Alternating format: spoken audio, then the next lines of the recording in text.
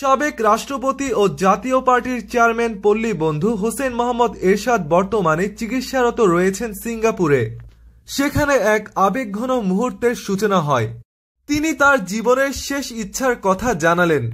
মৃত্যুর আগেই এইচ.এম. এরশাদ নিজের নামে একটি ট্রাস্ট খোলার ইচ্ছা প্রকাশ করেছেন। তার রেখে যাওয়া সহায় সম্পত্তি এই ট্রাস্টের অধীনে পরিচালিত হবে। এই ট্রাস্ট থেকে যা আয় হবে তা অসহায় ও দারিদ্র্যের কল্যাণে ব্যয় করা হবে। এদিকে গুরুতর অসুস্থ সাবেক এই রাষ্ট্রপতি তার বিপুল পরিমাণ অর্থ ও সম্পদ পরিবার ও স্বজনদের মধ্যে বন্টন করে দিয়েছে বলে পারিবারিক সূত্র দাবি করেছে।